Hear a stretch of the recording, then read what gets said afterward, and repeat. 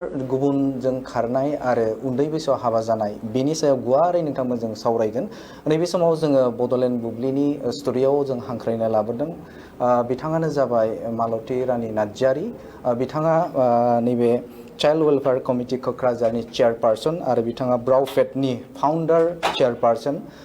बिथांखौ जों मोननो हादों आरो बिथांनिफ्राय जोङो गोबां बाथ्राखौ मोनथिना लागोन। गिबि गिबियावनो नोंथांखौ बड'लेण्ड बुब्लिनि जानानै बरायना लाबाय। खुलुमबाय गासैबो बड'लेण्ड बुब्लि नायगिरि बिथांमोननिसिमबो खुलुमनाय थाबाय आरो गाहाय सुजुगिरि बिथाङा आंखौ बहाय बरायनानै लाबोनो थाखाय हामबाय थाबाय। साबायखर। बाथ्राखौ गोबाव खालामालासिनो गिबि गिबियावनो आं नोंथांनिफ्राय मोनथिनो लुबैगोन। आथिखालाव जों ससियेल मिडियायाव जुदि नायोब्ला आरो जुदि मोगथां महरावबो जुदि नायोब्ला जों गुबुन गुबुन जायगानिफ्राय आसामनि गुबुन गुबुन जायगानिफ्राय बर' आइजो खारनाय, जाय बर' आइजोआ सासे बा सानै गथ' थाखानाय बैफोरबायदि खारनायनि अनजिमा बै अनजिमाया जाबाय थादों। जों बेखौ ससियेल मिडियायाव जुदि नायोब्ला जों सप्तायावनो जुदि नायोब्ला हप्ता मोनसेयावनो सासे सानै खारनाय बिदि बायदि जों मोनो। दा बे बिथिङाव नोंथाङा मा बुंगोन? बे आथिखालाव बर' आइजोफ्रा गावनि गथ' थासेयावबो फिसाय थासेयावबो गुबुनजों खारफालांनायखौ एकदम नुबाय थादों आरो बे एकदम जोंनि थाखाय जोबोद दुखुनांथाव आरो सानफा एफा बारानिफ्राय बारा जालांनायखौ नुनो मोनदों। ससियेल मिडियायाव जुदि बेखेवोब्लानो माने हौवाफ्रा गथ' गथाय गावनि उन्दै उन्दै गथ' फिसाफोरखौ लानानै सोरहाबा सानै गथ' गोनां दं आरो सोरबा सासे गथ' गोनां बिथांमोनखौनो खारनायनि थाखाय फैफिननो थाखाय खावलायनाय गाबगु खुगु खावलायनायखौ नुनो मोनो। दा बेफोरो दुखुनांथाव। दा बेहाय आंनि साननाय दे बियो बेहाय बे हिनजावसाफोरनि जाय आइजोमोनहा फिसाय थाखानायावनो गथ' गथायखौ गारनानै खारलांनायखौ नुदों बिथांमोननि सावगारिखौ नुयोब्ला फटकफोरखौ नुयोबा नुनो मोनो जे हयथ' बिथांमोनहा खुब देलाय मालायै ओंखारनाय नायनो खुब सुन्दुरि खानाय रुमबां रुमबां बिदिबो नुयो। खुब माने मोजां देलाय मालायाव थांनाय अबस्था। ओरैनोथ' नायनो मोजां जाखायो बयबो, खिन्थु एसे देलायोबा साबसिन नुयो। दा एथ' देलाय मालाय हिनजावफ्रा गथ' थाखानायाव खारलांलायनायनि बे गुदियावनो बैसोफोरखौ खुब खम नुयो। गथ'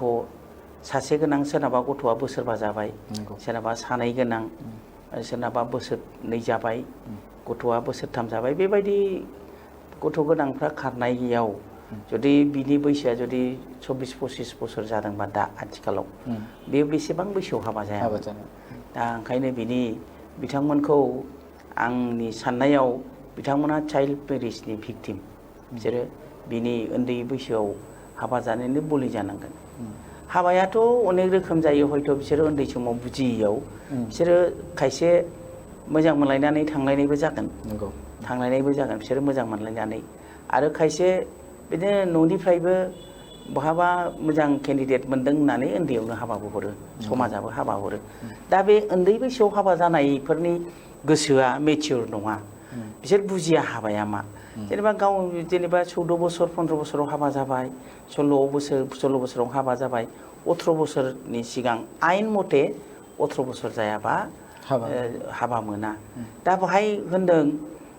माने वर्ल्ड हेल्थ अर्गेनाइजेसना बुंदों जे सासे हिनजावा मेचियर जानो थाखाय हिनजावबा 18 बोसोर, हौवाबा 21 बोसोर नांगौ होनना बुंदों। दा जेनेबा सासे हिनजावसाया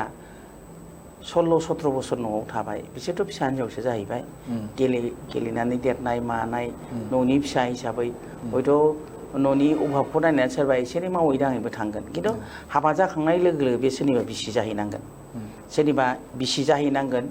बिनि फिसाया बेखौ बिसि हिसाबै बाहायगोन आरो बिहाव बिखुनजोआबो बेखौ बिहामजो हिसाबै बाहायगोन। फिसाजो आरो बिहामजो आरो न'खरनि दायथ'आवनो फैगोन आरो हयथ' बिदियावबो आरो गावनि नांगौ देरनानै गाव मा धरननि नांगौ हयथ' बेखौ फुलफिल जायाखै, फुलफिल खालामनो हायाखै, लुबैनाय बायदि हयथ' मोनाखै बेबो आरो अभाबाबो मोनसे जानो हागौ। दा बेबायदियाव हयथ' बिसोर खालामलायनाय जादों आरो आं सानो। बेनिफ्राय हयथ' डमेस्टिक भायलेन्सबो जादों जानो हागौ। फिसाइया हयथ' माबाफोर भुल खालामनायखौ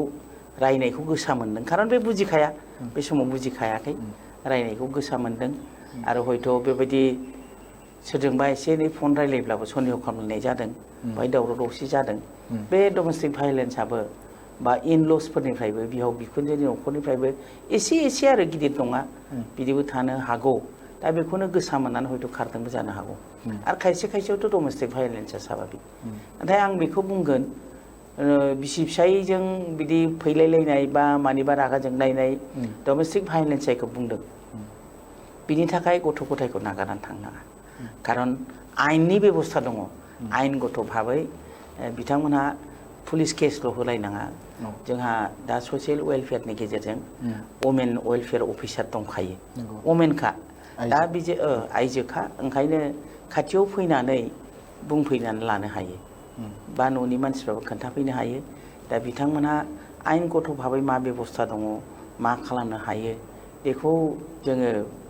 माने बेजों थांनांगौ आरोखि दा होनबा निस्सय बुजिलायगोन दा बुजिलायनो हायो दा गथ'फोरनि खोथाबो थाहैबाय दा बाहाय हाबा जानानै थांलायनायाव गुबुन हौवाजों थांनायाव बहाय मोननै न'खरा भिक्टिम जायो हौवानि न'खर आरो हिन्जावनि न'खराबो भिक्टिम जायो खारन हाबा हरखांदों होनबानो बिमा बिफानि दायथ'आ जोबनानै थाङा बेहाबो बदनामनि भागिदार जायो आरो बहा थांखो माब्रै दंहैयो बेथ' सिन्था जाखागोन थ' हौवानि न'खराबो फिसाय हिसाबै मानोबा खारनाव एसे एनै बोराबलायदोंब्लाबोथ' बे उनफिनगोन नुनायावथ' ससियेल मिडियायावथ' बेखौ नुयो माथो लेंहरफिनलायनाय खुब मोजाङैनो लेंहरलायो गाबलायनानै फैफिनदो जारौ बिमा बाबु बिमा होनलायो माथो बिदिनो हयथ' बिहाव बिखुनजोनिफ्रायबो माबा मोनसे जादोंबाबो बे मेजर नङा खिन्थु देरसिन भिक्टिमा जायो फिसाफ्रा गथ'फ्रा बांसिन माने भिक्टिम जायो खारन बे गथ'फ्रा जे समाव बिमाजों थानांगौ बोसोरबा बैसोआथ' बिमाजों थायोना बोसोरथामाथ' बिमाजोंनो बाम जानानै देरो माथो ओंखामखौबो दौनांगौसो माथो बिनि खि हासुदै साफा खालामनाय बिमानि आखाइजोंनो जायो दा बे जिनिसनिफ्राय गोजानाव थायोबा बे गथ'नि साइक'लजिया माबायदि जानो हागौ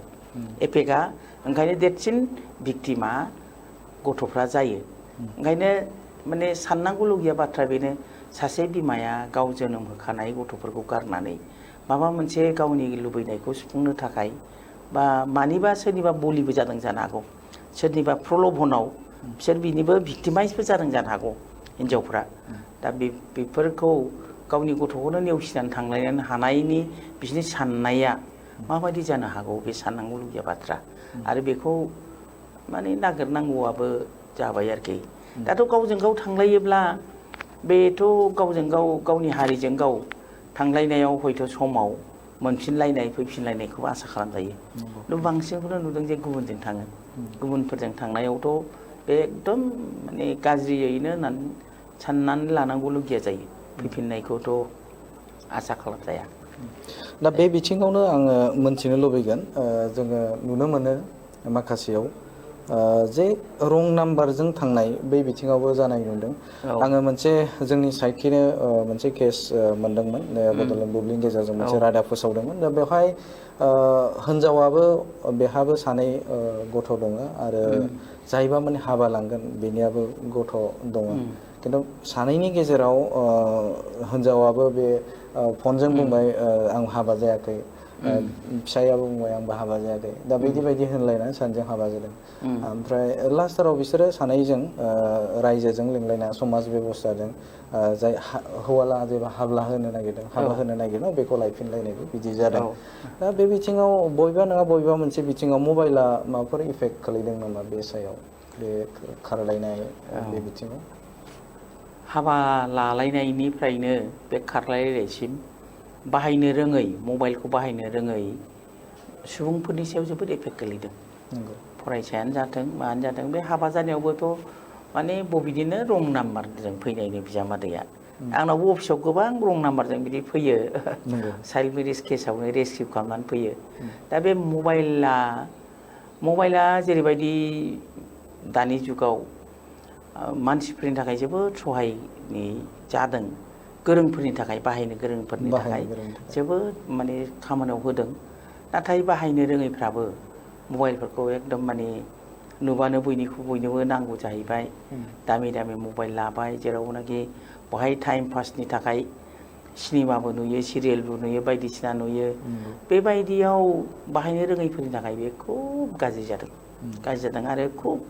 बे जिनिसा एफेक्ट खालामदों मबाइला एफेक्ट खालामदों। दा बे बिथिङावनो आङो मोनथिनो लुबैगोन जे बेवहाय जोङो नोजोर होयोब्ला मोनथाम बिथिंखौ जों बुंनांगोन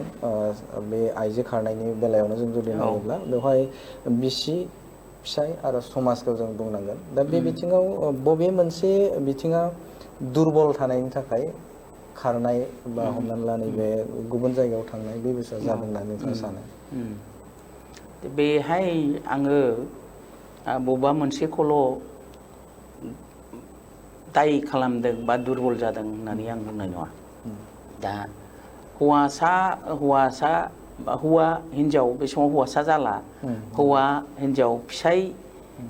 बिसि आरो समाज बेहाय बयनिबो माखासे दुरबल थागोन, गोरोन्थिया थागोन, गोरोन्थिया निस्सय जालायलायदों। दा बे बेलायाव आं नैबेखौनो बुंनो नागिरगोन दा बिसोर सानैनि बिसि आरो फिसायजोंसो फैनाय जाबाय नालाय बिसि आरो फिसायजों बे जेनेबा जेरैबायदि गावनि बिसिखौ अननानै बा सोलिलायनांगौमोन हयथ' बेहाय माबा मोनसे क्लु थालांदोंबो जानो हागौ। आरो खायसे हिन्जावाबो बिदिनो माने रेजें गोसोनि थायो, चनसल जायखौ जों बुङो। बिसोरो हयथ' सोरजोंबा बिदि कन्टेक्ट लाबाय थायो जेराव रं नाम्बारनि बाथ्रा फैबाय। बेफोरखौ नुनानै हयथ' फिसाय हिसाबै गावनि अधिकार दङ, हिन्जावखौ सामलायनांगौ हिसाबै हयथ' बे रायदोंबो जानो हागौ, एसे एनै बुंदों जानो हागौ। खिन्थु बेयो बिराद गिदिर अपराध नङा। दा बेखौनो गाज्रि मोननानै हयथ' थांदों जानो हागौ। दा हिन्जावाबो बे एखे साननाया थागोन। दा गोरोन्थि बिसोर मावदों। दा गोरोन्थि मावनायनि बेलायाव समाज आरो न'खरा मोननैबो न'खरनिया दै मोननैबो। खारन आं एसे सिगां बुंखादों हाबा हरबानो हिन्जावनिया बिमा बिफाजों थैनि सोमोन्दोआ जोबनानै थाङा, थैजासे दायथ' लाखालायनांगोन। बिमा बिफाया थैनानै थाङोबाबो बिनि बाय बाहागि बिदा फंबाय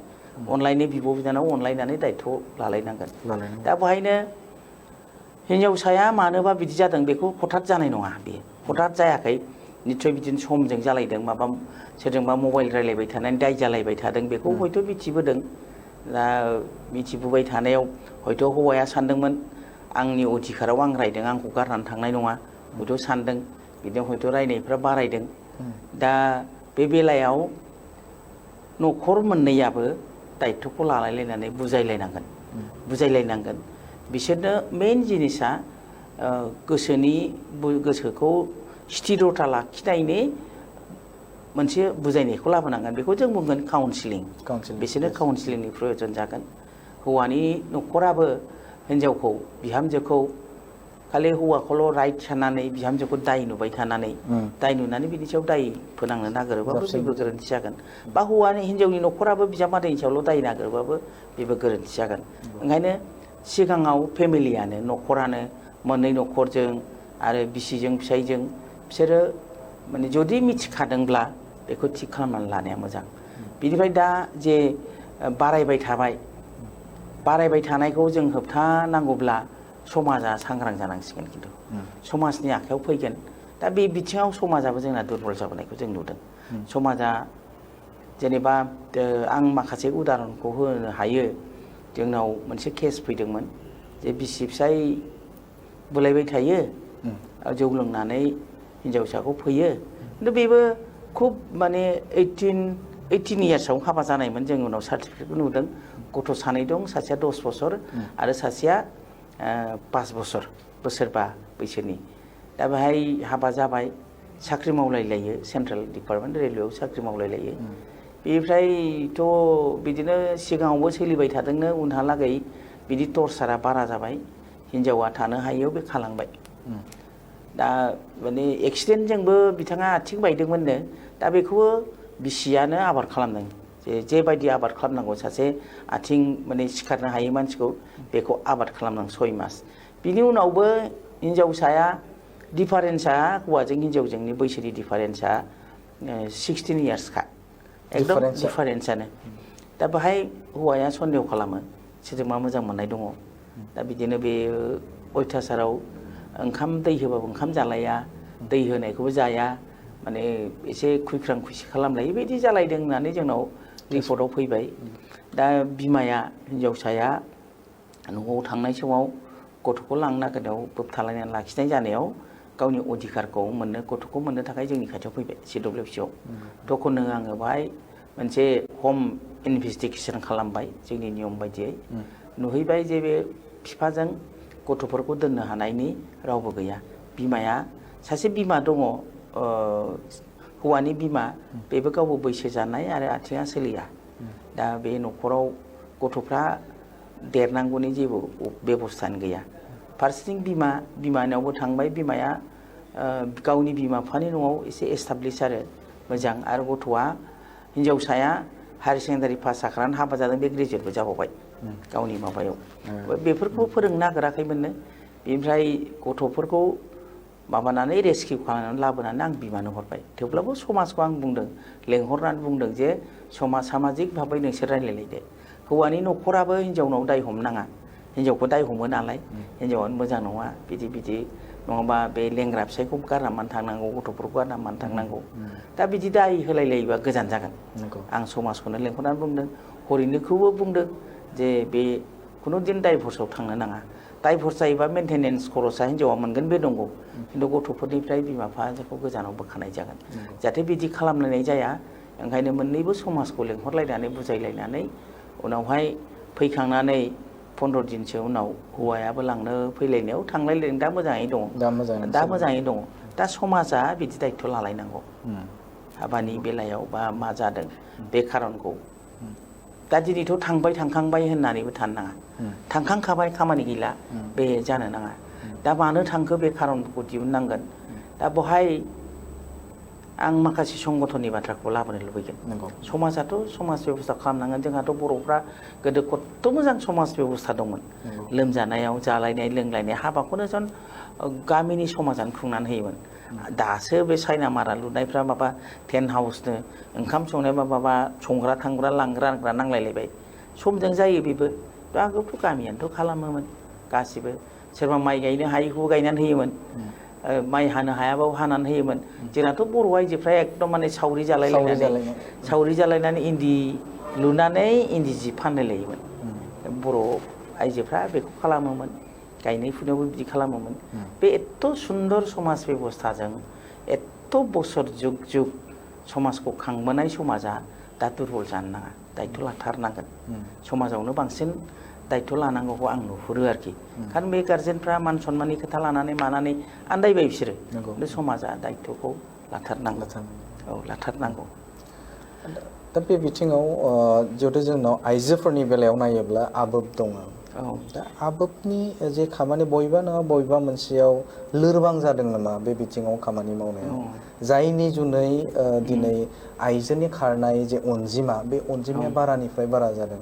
दा बे बिथिङाव जोंनाव दाखानाय गोदोनिफ्रायनो जुदि जों मोनथिखानाय आबोब मोनसे आफाद दङ दा बे बिथिङाव खामानि मावनाया खम जादों नामा माबाफोर बुंगोन नामा बेनि सायाव मोजां कुइसन बेयो दा जोङो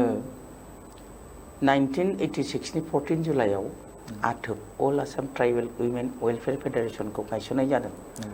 बेयो रावनिबो बेन्दोङाव नङा ट्राइबेल आसामनि थागिबि ट्राइबेल आइजोफोरखौ लानानै बे आइजोफोरनि दारैनो समाजखौ फोसाबनायनि बयबो ट्राइबेलफोरखौ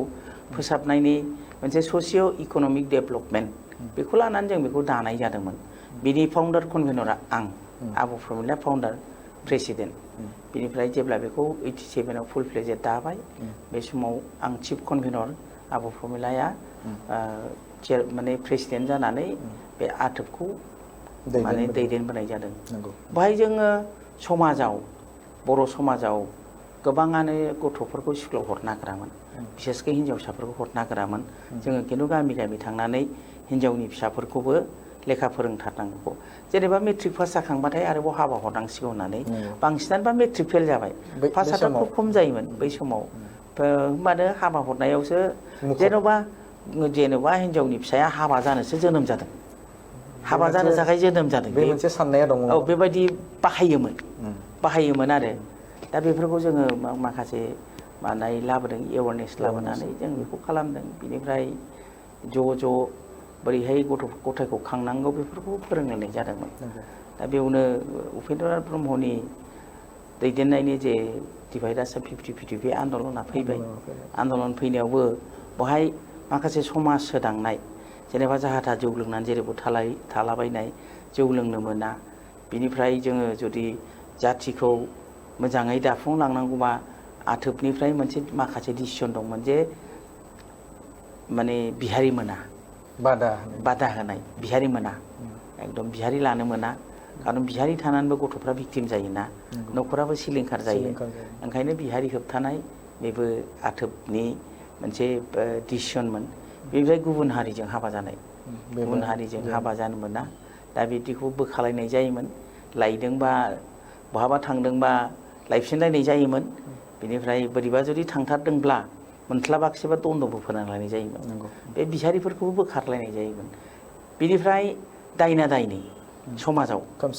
खोमसि फोथायनाय बिनि सायावबो जोङो बै समाव आरो बर' समाज थुनलाइ आफाद आरो दुलाराय बर' फरायसा आफाद आरो आथोब ज' जालायनानै खामानिफोरखौ माने खुब समाज फोसाबनाय खामानिफोरखौ मावबोदोंमोन आरो जे समाव माने जेखौ बुङो बेखौ मानियोमोन बै समाव गिनायबो दंमोन नालाय एसे एनै साजाबो होलायनाय जायोमोन आरोखि दमन गाज्रि रोखोमै नङाब्लाबो बुजिनो हायैखौ एसे खालामनाय जायोमोन जेरै आं नैबे बेलायाव जेराव आइजोफ्रानो गोरोन्थिखौ दाय होनाखै आङो गोरोन्थिखौ मावगासिनो दङब्ला आइजोफ्रा ओंखारबोनांगौ आथोबा बे आथोब नङा दा आथोबखौ 1996 आव जों आबोब बानायदों बर' गोजा आगोलावथ' ट्राइबेल ग्रुपखौ लानानैमोन बे आबोबा दा ओंखारबोनांगौ आबोबखौ नैबे दानि सिनारियाव दुरबल बायदिखौ नुदों आरोखि खुब एसेल' नङा द्लामैनो दुरबल बायदिखौ नुदों गोबां जाथाय जादों आइजोफोरनि सायाव बेफोरनाव खबर लालाया जोंथ' आगोलाव बहाबा माबा घटना जायोबा थांनानै खबर लायोमोन भुमखा बायदियाव गेंरेप जादों माने 1987नि डिसेम्बर दानाव 10 जन आइजोफोरखौ आसाम पुलिसा गेंरेप खालामदों आन्दलनाव जाययाव सासे 65 बोसोर बैसोनिबो आइजोबो दंमोन बिसोरखौ गेंरेप खालामनायाव जों आइजोफ्रानो ज' थांनानै एखेबारे पुलिस केस होनानै जों बिसोरखौ हाइकर्टआव केस होदों सिबिआइ पर्यन्तआव लाबोदों बिदिनो बाक्सायावबो बागमारा गामियावबो माखासे आइजोफोरखौ मलेस्ट खालामनानै एखेबारे बोसोरब्रै बैसोनि सासे एकदम गथ'खौबो गेंरेप खालामदोंमोन साथाम पुलिस बिदिनो खालायदोंमोन आरो दा बिनि सायावबो जों मावदोंमोन दा बेफोरबायदि मावनाय उदाहरना दं आरो बा बहाबा सोरबा रान्दि बिमाया दुखुआव गोलैदों बेफोरखौ खबर लानाय जायोमोन दा थद्रु बिदिनो नै बहाय आबोबखौनो आं खावलायग्रोनाय जागोन आबोबनि बिथांमोनहा दा बांसिन गोख्रों रल लानांगौ खारन आबोबा खालि क'क्राझार बा बिटिसिआवल' गैया सारा आसामावनो दङ सारा आसामाव गोसारनानै दङ जेब्ला बिथांमोनानो आरो घटना सारा आसामाव जागासिनो दङ ओंखायनो बिथांमोनहा दायित्वखौ लानांगोन बेजों लोगोसे जाय सात्र संगठनफोर दङ बर' समाजाबो थाथारनांगोन आरो दुलाराय बर' फरायसा आफादाबो दायित्व लानांगोन आरो दानि गोदान जे बनसु बड' नेसनेल स्टुडेन्टस इउनियन माहारियारि आफाद होननानै बिथांमोनाबो लानांगोन बयबो लानांगोन बेवहाय खुनु एना एनि बाथ्रा गैया दा नैबे आंनि CWCआव चाइल्ड वेलफेयार कमिटियाव चाइल्ड मेरिज केसाव ओरैबायदि बांनो हमदों दा बेवहाय आङो पाटगाव आन्सलिक एबसु आरो बिसमुरि आन्सलिक एबसुनिफ्राय गोबां सहाय मोनदों आं आसा खालामगोन आबोबनिफ्रायबो सहाय मोनगोन आरो दा बे बिथिङै थांनांगोन दिनै सासे हिनजावसाया खारलांनानैनो बे मिडियायाव लिंहरबानो जानाय नङाथ' मिडियायाव लिंहरनानै फैनाय नङा बे गिनानैसो खारसिनगोन आंखौ प्रसार जाबाय माथो होननानै बे मिडियायाव फट' होनानै लिंहरनायनिसो हायोब्ला इनडाइरेक्ट बोरैबाफोर बहाबाफोर सुलुं मोनदोंब्ला गोदै रावजों अननायनि गेजेरजों बेखौ लिंहर नङाबा बे जायगायाव थांनानै लोगो लाहै बा न'खराव बै जाय हौवाजों थांदों बे न'खरावबो रायलायहैनानै जुदि माबायाबा एसे आइननि बाथ्राखौबो बुंनांगोन बेबायदि लाङोबा जुदिअबा बेयो होननो हागौ जे बैसो जाखानाय गावनि गोसोजों फैदों माने खिन्थु एडाल्टआव गोलैदोंब्लाबो खिन्थु बे आइनाव जिहेतु बेहा माबा दंखायो हिनजाव दंखायो बे हाबा जाखानाय बेहा माने फिसाय दंखायो बेखौ लांनाया बेबो आयेननि बिरुद्धि जायो दा बेफोरबायदि बाथ्राखौ जोङो बुंहरनानै लाबोफिनलायनांगोन मा खारन लाबोनानै जे हौवानाव थांथारनांगौ जबरदस्थ' हैनांगौ आं बेनिबो पक्षपाति नङा लाबोनानै बबेबा जायगायाव दोनथ'नानै बेखौ काउन्सिलिं होनांगोन खार'ना मानो थांदों दा बिदिनो जुदि जों सानै साथामसो मानसिनिफ्राय स्टेटमेन्टआ रेकर्ड जायोब्ला होमबाना मेइन खार'ना मा बेखौ जों दिहुननो हायो आङो दा ओंखायनो समाजखौबो एलार्ट जानो आरो आइजोफोरखौनो आबोबखौनो बांसिन दायथ' लाथारनांगौ होननानै आं साननो हादों आरो आं बिथांमोनखौनो खावलायगोन जिहेतु बे आइजोनि बाथ्रा नैबे बिथिङावनो आङो मोनथिनो लुबैगोन आरो बेवहाय नोंथाङा बुंदों जे मोनसे समाव आबोब आरो दुलाराय बर' फरायसा आफाद आरो नैबे बर' समाजा बबेबा मोनसे जायगायाव सोरबा आयेननि बेरेखा जुदि मावोब्ला बिथांमोनखौ मावख'आव लाबोनानै बुजायनाय जायोमोन आरो बेवहाय खायसे खायसेखौ जुदि मानिथाराबा बेखौ ओरैनो जायै फिजिकेलि फिसा ओरैनो साजा बेखौ होनाय जायोमोन नाथाय दिनैनि बिथिङाव नोजोर होयोब्ला बर' समाज एबसु आरो आबोबा बे बिथिंनिफ्राय डाइभार्ट जादों नामा आरो बबेबा मोनसे बिथिङाव बेखौ जुदि नोजोर होयोब्ला बेवहाय बाथ्रा सोंनो थाखाय अफिसाव लाबोब्लाबो मावख'आव लाबोब्लाबो बेखौनो लानानै फिजिकेलि साजा होदों होननानै जाय भिक्टिम न'खर बे न'खरा होनायखौ नुनो मोनदों दा बेबायदि बिथिङाव बर' समाजा बे बिथिङाव गोथौ फारसे थामहिनबा बेखौ दुरबल जालांदों नामा बर' समाजा बे बिथिङाव जायनि जुनैनो दिनैनि खालाराव गुबुन जायगायाव थांनाय आरो खायसे आयेन बेरेखा बा बर' ससाइटिनि एगेन्स्टआव बेरेखा खामानि मावनायखौ नुनो मोनो दा बेबो मोनसे जाहोन जानो हायो नामा दा नैबे बेलायाव सिगाङाव जे एसे एनै जेनेबा अफिसफ्राव लाबोनानै एसे एनै रेगिं बा एसे एनै माने खारनखौ दिहुननो थाखाय सोंनायनाय जादोंमोन फिजिकेलि एसे एनै आरो खिन्थु एथ' बिदि पानिशमेन्ट होनायखौथ' जोंहा रेकर्डआव गैया बेखौ मोजाङाव लाबोनो जेनेबा खालि दुस्थ' मानसि सासे बिराद दुस्थ' सिखावस्रोबो बुजायनानै गाराखिसै दा मा खारन सोरनिबा जिनिस लादों बेखौथ' मोजाङै सोंनायाव गाराबाथ' बेखौथ' एसे फैनांगोन ना बेबायदि धरननि जाबोदों खिन्थु दा नैबे नोंथाङा बुंनाय बादि अफिसाव लाबोबानो मोनसे सन्देह खालामदों फैदों मादों होननानै उल्था केस होयो नङा होमबा दा बे मोनसे जाथाया जाफ्लेबाय दं दा जादों बिदि नुनो मोनदों दा बिदि जादों दा गुबै जायगायाव केस होनो रोङा खिन्थु गावजों गाव केस होयो दा बेबायदि जानायाथ' जानो नांथारा आंनिबा बे जानो नाङा ओंखायनो जुदि बेबायदि जादोंबा बिनि सलुसना मा बेखौबो नागिरनांगोन जे जायगायाव जादों बेखौ अफिसफ्राव लाबोआलासेनो गामियावथ' पानिशमेन्ट होबा नों बे सासे दान कन्ट्रल खालामनो हानाय नङा आनकन्ट्रल जाखायो जायनि थाखाय बे अफिसाव लाबोनाय खारनाबो बेनो ओरैनोथ' माबाया जाहाथे बैसोर बांद्राय मानसिया लोगो मोना नङाबाथ' बेहाय सोङोबा सोरबा लोंनानै फैगोन सोरबा मा फैगोन एकदम कन्ट्रलानो जाखाया दा बिनि थाखाय बिदि केस होलायदोंब्लाथ' केस होलायबाबोथ' पुलिसा मा खालायनो हागोन जेनेबा रेस्किउ खालामनानै लांगोन बिदि अबस्थायाव एबसु अफिसनिफ्राय बा आबौ अफिसनिफ्राय लांलायलायदों बिदि मोनसे बदनाम फैगोन आरोखि दा बेफोरनिखायनो हयथ' बर' समाजा गोजानाव थादों दा बर' समाजा दायथ'खौनो लानो नागिरैखौ नुदों दा बेफोरबो मोनफा मोनफा जानो हागौ जायनि थाखाय केस होनायनि थाखाय उल्था होफिननायनि थाखाय बे ससाइटिनि थाखाय जाय बिथांमोना मावनो होननानै ओंखारदों दिनै जोंनि आफादफोर दङ जाय आफादफोरखौनो उल्थायै केस होनायनि थाखाय बा उल्थायै बाथ्रा बुंनायनि थाखाय उल्थायै बदनाम होनायनि थाखायनो जानो हागौ माने बे बिथिङाव हाबनो थाखाय बा खामानि मावनो थाखाय खाबु मोनाखै जायनि थाखायनो गले गले उन्दै बैसोआव हाबा जानाय गले गले नैबे आइजो खारनाय बे बिथिङाव जादोंखौ मोनसे साननो हायो दा बेबायदि जादोंब्लाबो जेनेबा उल्था केस होलायलायदोंब्लाबो बिदि होननानैथ' समाजनि खामानि मावनायनिफ्राय जों गोजानाव थानो नाङा जों दायथ' लानांगोन जों कनभिन्स खालामनो हानांगोन बुजायनो हानांगोन एभ्रि अर्गानाइजेसन आबोबानो जा एबसुआनो जा बनसुआनो जा बर' समाजानो जा बा सोरबा दङब्ला बयबो बेखौ बिसोरनि गोसोखौ कनभिन्स खालामनो नाजानांगोन खिन्थु जों बिदि एरायोबा आरोबाव क्राइमा गोरोन्थिया बांलांबाय थागोन ओंखायनो दायथ'खौ लाथारनांगोन जेखि बदनामानो जाया मानो मोजां खामानि मावनायाव आं सानो आरो मोजां खामानि मावनायाव आवगायबोनांगोन आरो दायथ'खौ लालायनांगोन नङाब्ला एखेबारे बारायलांबाय थागोन ना दा बेबायदि जानायाव जुदि गोजानाव थायोब्ला सानैनि जायगायाव दसजन ओंखारगोन। दा ओंखायनो एकदम संगठनाव थानायफ्रा मोनसे फर्मुला दिहुनलायनांगोन। बोरैबा जेनेबा अफिसाव लाबोनानै बिदि माने इन्टारगेसन खालामनायखौनो जुदि भुल बुजिदोंब्ला माबा मोनसे फर्मुला दिहुननांगोन।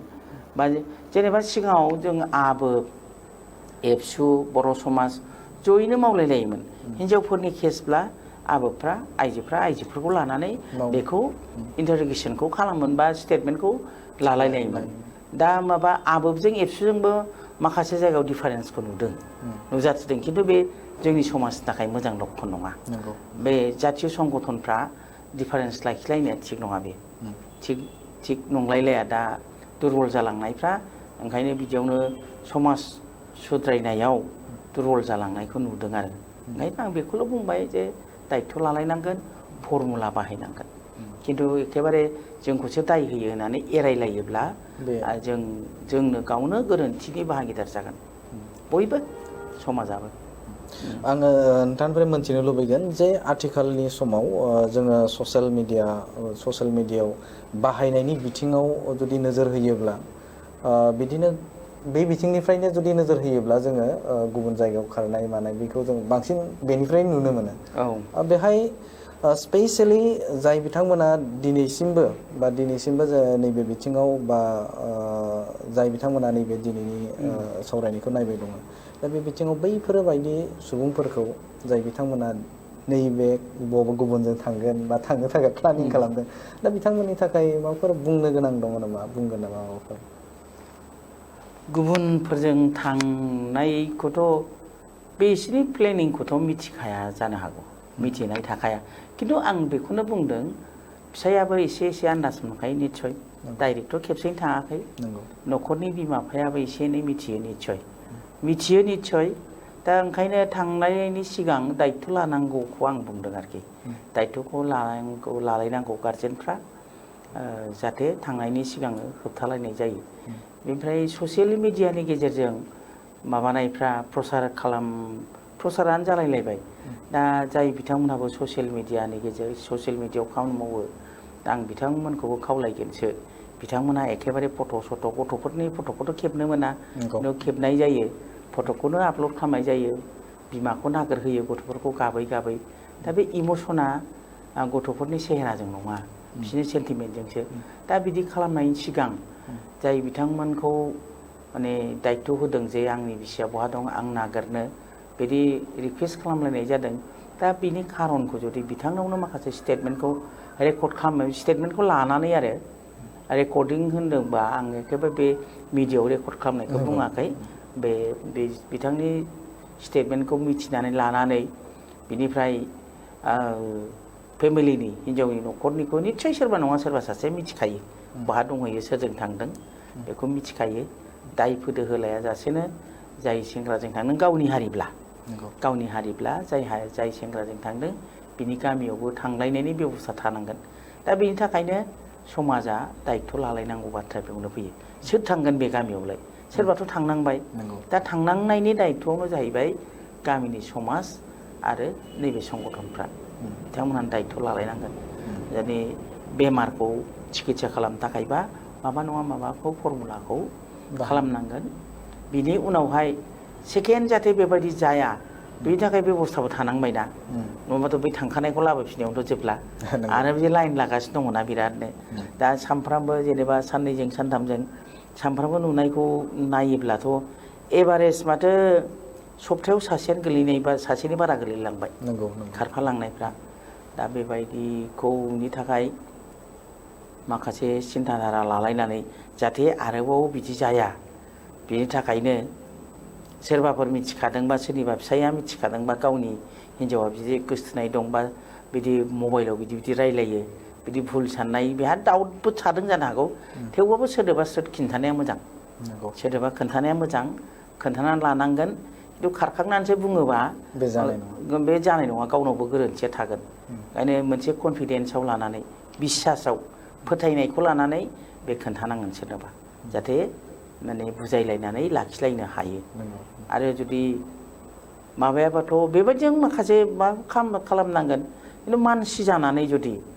मानसि जानाय जुदि जुनाद बायदि बिनि सायाव माखासे पानिशमेन्ट होलायनाय जुदि बेबस्था लानांगौब्ला मानसिनि श्रेणियाव गोलैनाय नङा आगोलावथ' बिदि खालामाबा एथ' दन्द होगोन ना समाजाथ' बिदिसो खालामो खोथाखौ मानियाबा एथ' दन्द होगोन ओरै खालामगोन फैलायनायथ' बिदि जायो बे मानसिसो जिहेथु मानसि हिसाबै मानसि बायदि मानसिफोरनि आपिल खालामलायनायखौ बुजायनायखौ बिसोरबो लानो रोंनांगोन सासे सानै सोरबा लायाबाथ' आरो समाजा मा बेबस्था लायो दा बिथांमोननि सायाव थागोन आरो बे बिथिङावनो आङो मोनसे बाथ्राखौ मोनथिनो लुबैदों जे जों जुदि नोजोर होयोब्ला आङो गुबुननिखौ बुङा क'क्राझाराव बे जाथाया जादों मोनसे समाव बे उन्दै हिन्जावसाखौ सासे बिफा समान बैसोनिया जिनाहारि खालामनाय गोदोनि समाव हयथ' बियो खम खोनायोमोन आरो हयथ' खोनायै खार'ना बेबो जानो हागौ जे ससियेल मिडिया बै समाव गैयामोन आरो जाय समाव नैबे ससियेल मिडिया थानायनिफ्राय बे केसखौ जों नैबे क'क्राझार एरियायावनो मोनदोंमोन आरो नोंथाङा दे जिहेतु नैबे CWCआव नोंथाङाबो जिहेतु मावो दा बै हिसाबाव बे बिथिङाव बर'आव माबा मोनसे मानहानि खालामदों नामा बर' ससाइटिखौ दा बे बिथिङाव जे बर'फोराबो दे जिनाहारि खालामनाय जाबाय उन्दै गथ'फोरखौ दाथ' मोनसे मोननैल' नङा भेरि भेरि आनफर्चुनेट जोबोद दुखुनांथाव गोबां दङ बिफानि समान बैसो गावनि हारियानो जा हारियानो खालामनायबो दङ आरो इभिन अन बाय'लजिकेल फादार अलस' गावनि बिफा असे जोनोम होग्रा बिफायाबो रेप खालामनाय दङ दहायसो मोनसे फाइल भिक्टिमफोरनि कम्पेनसेसन फाइलखौ नायनायाव आं मोनसे फुराना केस नुदों आरोखि अफिसाव बिराद दुखुनांथाव बेबायदि गोबां दङ दा सिगाङावथ' बर' समाज हिसाबै समाजाथ' बिनि सायाव गावनो दायित्वखौ लायोमोन समाजानो दायित्व लायोमोन एखेबारे दन्द फोनांलायनाय माने फिजिकेल पानिशमेन्टबो होनाय जायोमोन एकदम माने उद्रायनायाथ' दंखासै फिजिकेल पानिशमेन्ट आरो एखमबा फाइनान्सियेल पानिशमेन्टबो जाहाथे गिथों होननानै बेफोरबो खालामनाय जादोंमोन खिन्थु दा कमप्लिट बेखौ नुनाय जायाखै खारन जेला माने सासे बोसोरब्रै बैसोनि गथ' बर'खौ बुंदों दे आङो बे गथ'खौ फिसौ लिंफ्लानानै सासे बोराय बैसोआ बेखौ रेप खालामबाय बिनि सायाव समाजा खुनु बेबस्था लायाखिसै समाजा लानांगौमोन समाजा लायोब्ला समाजनि गेजेराव लायोब्ला जायखि रोखोमनि बेबस्था लाया मानो समाजा बेखौ बिसार खालामनांगौमोन आरोखि दा पुलिसनि आखायाव फैबाय पुलिसाथ' गावनि स्टाइलाव गावसोर खामानि मावगोन खिन्थु समाज सोदांनाया समाजखौ रिफर्म खालामनांगौआ हयथ' थालांदों आरोखि आरो दङ गावनि बिबथै अवासेन खालामनानै खर' गाज्रि जानानै दा गिदिंबायबो दङ बे एखे रेप केसावनो आरो गुबुन हारिफोरजों खालामनायाथ' दंसैयानोसै दा बेनि गेजेराव समाजा आंनिबा एक्टिभ जाफिननांगौ आरोखि एक्टिभ जाफिननांगौ नांगौबा समाजानो बेखौ आयेननि बेबस्थाबो लानांगौ आरोखि समाजनि जे सरकारि जे आयेननि बेबस्था दङ बेखौ लानांगौ खिन्थु बिनि सिगां जाहाथे आरोबाव सोरबा सासे बेबायदि गोरोन्थि खामानिखौ दामावथों दायखौ दामावथों बे मोनसे बिराद गिदिर क्राइम बिनि थाखाय समाजा गावहानो मोनसे कास्टमारि ल'नि गेजेरजों बे बेबस्थाखौ लानो हायो आरो कास्टमारि ल'खौ एक्टिभ खालामनांगौ बर' हारिया गावनि समाजनि बेबस्थाखौ एक्टिभ खालामनांगौ नैबे समाव आं नोंथांनिफ्राय मोनथिनो लुबैगोन खायसे ओरैबायदि बर' आइजो दङ जायफोरखौ मोनथिना थानाय बा नोंथांनि गेजेरजों मोनथिगोन जेराव सासे आइजोआ गावनि फिसायजों बा न'खरनि सुबुंजों मोनसे फिजिकेलि टर्चार आरो मेन्टेलि टर्चार खालामो आरो खायसे ओरैबायदि गथ'फोर दङ जायफोर दहाय नोंथाङा बुंनाय बायदि जे गिदिर सुबुङा जाय बिफानि समान बिबथिनि समान बिदिया रेप खालामो दा बै बिथिङाव सांग्रांथि हिसाबाव आयेनारि बिथिङाव माबोरै बै सुबुङा जाय बै आइजोआ आयेननि बिथिङाव आश्रय लाहैबा बे मोनफुंनो हागोन दा बेखौ एसे फोरमायनो हागोन नामा दा बेनो जोङो आयेनजों थांनो नागिरा नालाय बेखौ जुदि घटना जाखांनायनि उनाव गावबो न'खराबो बा सोरबा गामिनि सोरबा बेखौ पुलिस एफआइआर होनांगौ होथारनांगोन जुदि जाय खालामदों जाय कालप्रिट बिनि सायाव पुलिस एफआइआर होनांगौ पुलिस एफआइआर होनानै पुलिसा बेखौ लायगोन गथ'खौ लायखांनायनि उनाव बेखौ मेडिकेल सेटेकेल खालामगोन मेडिकेल खालामनायनि उनाव बेखौ थानो थाखाय रिहेबिलेट खालामनो थाखाय CWC आव लाबोगोन नंगौ CWC आ डिसाइड खालामगोन जे बे गथ'आ बबे जायगायाव थायोब्ला बेहा मेन्टेल ट्रिटमेन्टआ जागोन बिमा बिफानि जायगायाव थाङोबा बै केसफ्रा रिपिट जागोन नालाय ओंखायनो खायसेखौ जोङो गथ'फोरखौ न'आव दोनो जोंनि हमाव दोनो बिनिफ्राय खायसे खायसे बिमा बिफाफ्रानो लाङो बेनिफ्राय जुदि पुलिस केस जायोब्ला गथ'हा भबिष्यतआव थांनानै थानायनि थाखाय हिनजाव जिहेथु हिनजावफोरनि केसाव हिनजावफोरनो माखासे आयेनखौ खालामनाय जादों गथ'फोरखौ भबिष्यतआव थांनानै थानो थाखाय गथ'नि नामाव माखासे बिसोरनो कम्पेनसेसन होनाय जायो बे कम्पेनसेसनखौ बे मोननो हायो दा बाहाय ओरैबो जायो जुदि दानि दिनाव समाजा पुलिस केस एफआइआर होनो बादोंब्लाबो थोंजोङै CWC आवबो फैनो हायो नङाबा साइड लाइनाव 1098 आवबो खोन्थाहरनो हायो होमबाना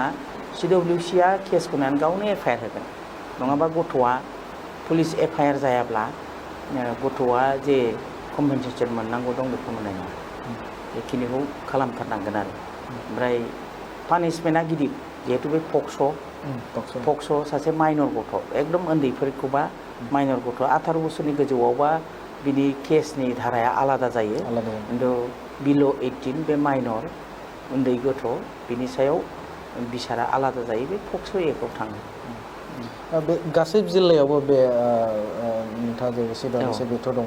गासै जिल्लायावबो बेखौ मोननो औ अल इण्डिया बे CWC आ दङ चाइल्ड वेलफेयार कमिटियाव अल इण्डिया दङ अल इण्डियायाव दङ बेयो जाहैबाय ससियेल वेलफेयारनि सिङाव चाइल्ड वेलफेयार कमिटिखौ गायसननानै हरनाय जादों खिन्थु ससियेल वेलफेयारनि सिङाव नङा CWC आ मोनसे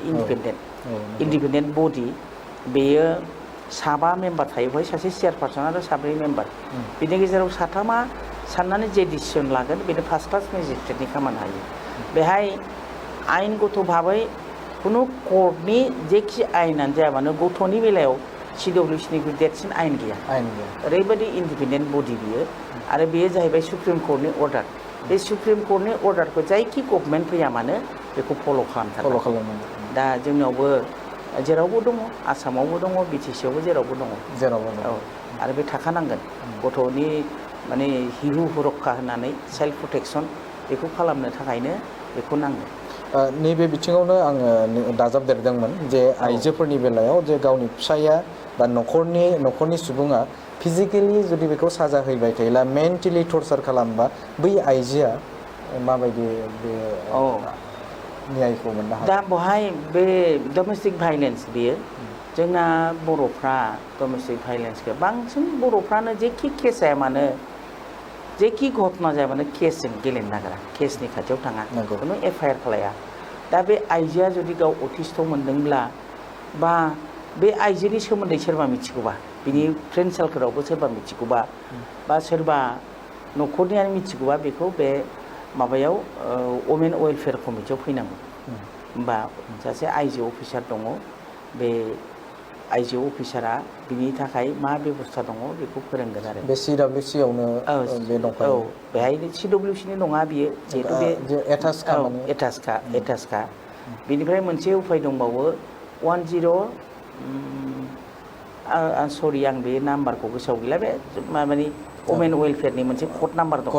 जेरै जोंना चाइल्ड माने दङ माने चाइल्ड प्रटेक्सननिया 1098 बिदिनो बिस्राबो मोनसे कड नाम्बार दं आंहा गोसोआव गैला बेवहाय कल खालामोबानो बेखौ रेस्किउ खालामनानै लांफैगोन दा बे बेलायाव जुदि पुलिस केस होनांगौबा बे आइजो माने वेलफेयार अफिसारानो खालामगोन बेखौ बेनिफ्राय दा प्रत्येक थानायावनो अल इण्डिया बेसिसाव मोनसे वमेन टास्क फर्स दानानै दोनबाय वमेन टास्क फर्स बिथांमोनहाबो आइजोनि खेथ्रआव बे खामानिखौ मावनानै होगोन आरोखि दा बाहाय मा धरननि प्रटेक्सन नांगौ बा मेन्टेलि बे हिन्जावसाया गावहाबो भुल थानो हागौ नामा मा जालायदों बिनि सायाव काउन्सिलिंनि बेबस्थाखौ खालामगोन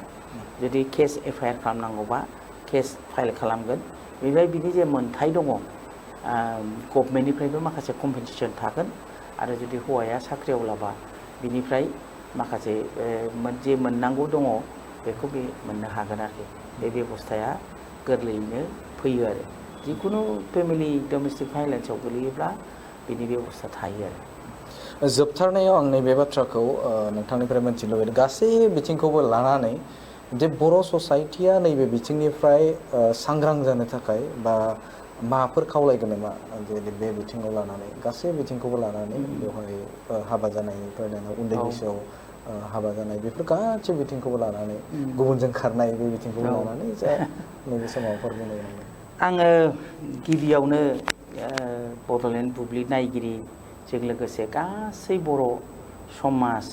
बर' आफाद रायजो राजा बयनिसिमबो गुरैयै खावलायनो लुबैदों गिबियावनो आं नैबे गथ' गथाय थासेयावबो फिसाय थासेयावबो गुबुन हौवाजों थांफानाय बे जाथाया बन्द' जानांगौ जाय बिथांमोननि जे आइजोफोरनि गोसोआव बेबायदि साननाय दङब्ला नागारनांगौ सोरबा जुदि बिदि सानदोंबा आंबो थांसै उमुगाबो खालांबाय आंबो खालांसै बिदि सानोब्ला बिथांमोनाबो नागारनांगौ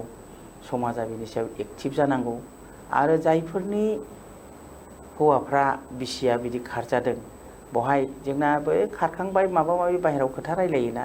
बान्दरमाया थांबाय सुन्दरमाया फैगोन बायदिसिना रायलायो दा बेफोरबायदि आउट जानाङा बिदि नङा भुल जादों भुलाव बयबो निमाहा मोनलायनांगौ दा बे धरननि लाबोफिनलायगोन आरो संगठनफ्रा जायफोर थांदों बिथांमोनखौ थांबाय जोब्बाय होनाजासेनो गथ'फोरनि भबिसतखौ नायनानै गथ'फ्रा जाहाथे आलाय सिलाय दाजाथों बिनि थाखाय बेहाय गोख्रोङै खामानि मावनांगौ होननानै आं बयबो समाजखौनो खावलायदों बेनिफ्राय जे आयेननि माखासे आयेन दङ जोंनि बर'फ्रा बे आयेनखौ दाबो मिथिया जेरै चाइल्ड मेरिज उन्दै बैसोआव हाबा जानाय 18 बोसोर जायाब्ला हिन्जावसाया हाबा मोना हौवायाबा 21 बोसोर जाथारनांगोन दाथ' सरकारा हिन्जावसानिखौबो 21 बोसोर खालामनायनि बाथ्रा बुंदों नाथाय दासिमबो जोंहा अफिसियेलि खुनु धरननि अर्डार फैयाखै दा जोंनि मानसिफ्रा गथ'फ्राथ' भुल खालामोआनोसै गथ'फ्रा भुल खालामनानै उन्दै गथ'फ्रानो माने मोजां मोनलायनानै हाबा लानायनि फारसे थाङो हाबा लानायानो बा हाबा होनायानो जोंनि जिउनि थांखि जानो नाङा जोंनि जिउनि थांखिया हाबा होबानो जोबा हाबा होनानै जोबनाय मोनब्ला हाबा जाखांनानै गथ' गथाय थाखांनानै आरोबाव खारनाय नङामोन जोंनि थांखिया गावनि आथिङाव गसंथानाय आरो जे आयेननि बेबस्था दं बेखौ मिथिनानै लानाया साफ्रोमबो माने रायजो राजानि सांग्रांथि जानांगौनि गोनांथि दङ जेनेबा उन्दै बैसोआव हाबा जायोब्ला हाबाखौथ' मोनखाया खबर मोनोब्ला बे हाबाखौ रेस्किउ खालामनाय जायो लायनानै जोङो चाइल्ड वेलफेयार कमिटिया बिथांनि सायाव डिसिसन लायो आरो जुदि हाबा होफुनायाव मोनहैदों एबा हाबाया जाखांबायब्ला बिनि सायावबो आयेनहा बेबस्था दङ जाय हाबा लाग्रा हौवायाबो बिनि दायनिगिरि जायो हिन्जाव आरो हौवानि गार्जेनफ्रा दायनिगिरि जायो हिन्जावफ्रा जाया बिफाफ्रा जायो बिनिफ्राय गावबुराफ्रा जायो आरो जाय हाबा होग्रा पुर'हित बेहाबो दायनिगिरि जायो 6 मास जेल जासे जानानै 2 लाख थाखा दन्द नांनांगौ जायो ओंखायनो साफ्रोमबो बिथिंनिफ्राय गावबुरा बिथांमोनहाबो सांग्रां जानांगौ आरो गार्जेनफ्राबो सांग्रां जानांगौ हाबा होनायानो जोंनि थांखि जानो नाङा भुला बयबो खालायो दा भुल जादों होननानै गोसथोलायनायनि गेजेराव बिसोर देहानि सम्पर्क लाखिलायब्लाथाय हाबा होथारनांगौ ओरै सानो खायसे आर्लि मादारबो जायो माने हाबानि सिगां खायसे गोरबोआव गथ'बो थानाय दङ होमबाबो बिदि जाखालायबाय बिसोरो बेबायदि देहानि सम्पर्क जाबाय हिन्जावखौ सोर हाबा लांबावनो होननानै हाबा होनांगौ समाजाबो ओंखारबोयो नाथाय बिदि होननानै जुदि जों सासे सानैखौ हगारदावोब्ला साफ्रोमबो देहानि सम्पर्क लाखिगोन आरो हाबा लागोन होमबाना जोंनि समाजा बोरै जागोन जेला जोङो बोखारलायनाय जायो जेनेबा हाबा लानो मोना होननानै समाजखौ लिंहरनानै जोङो जेनेबा बोखालायनानै जेला दोनफिनो होमबा खायसे गथ'आ ओरैबायदिखौबो जों नुदों जे मोजाङैनो बिथांमोनहा गथ'फ्राबो फरायनानै गावनि आथिङाव गसंथानायखौ जों नुनो मोनदों खारन बे टिनार एजआव बुजिनो हाया 18 बोसोरखौ खुनु मथे बारखांनो हायोबाथाय गथ'फ्रा गावसोरनो बुजिखायो दा हयथ' हाबा जानो नागिरबाय सोरबा हिन्जावसाया मोजां फरायगासिनो दं हौवाया फरायाखिसै बिजों हाबा जाबाय हाबाखौनो जानो नागिरबाय जाबाय जानायनि उनाव मा खालामगोन गाव जुदि बा हाबाखौ जों होआखिसै बे जुदि लेखा फरायनानै कलेजाव फरायबाय गाव लेखा रोंबाय हौवाया लेखा रोङाखिसै होमबा बे हौवाखौ बे नेग्लेक्ट खालामगोन ना होमबा गावनि थाखाय समायनाय नङा बेखौ सानगोन गावनो अट'मेटिक बे दस्राजों माने दस्रा लाइनखौ लागोन खिन्थु बिनिखौनो जुदि सानहराजासे जोंनि गार्जेनफ्रा हाबा होथारोबा एखेबारे माने अयनाय खालामनाय जायो हाबा उन्दै बैसोआव हाबा होनाया बिसिनि जिउखौ जाना होनायजों समान ओंखायनो आयेना दिनै हाबा होनाय खोनायोबानो हमनानै लायनानै बोखालायनायनि बेब'स्थाखौ बाध्ययै लानांगौ गोनां जादों दा बेजों लोगोसे जोङो समाजखौ जुदि गोग्गो दालांनोबा लांखारनायफोरबो बिराद जायो जोंनाव लांखारलायनाय गथ'फोरखौ लानानै थाङो हौवासा जा हिनजावसा जा बहाबा खामानि मावनो होननानै लानानै थाङो बहाबा साख्रि होगोन होननानै लानानै थाङो बेफोरनिफ्रायबो जों सांग्रां जानांगौ जोंनिया दाना बबेबा गामिनिफ्राय लांबाथाय ओइ बिनि फिसा लांजाबाय थाबाय बेबायदि नागारलायनाया जों दा नुजाथिदों समाजाव बिदि जालायनो नाङा बयबो फिसाया जोंनि फिसा बर' फिसा बे बर' फिसाखौ साफ्रामखौबो जोङो मोजाङै खालामनो सेस्था खालामनांगोन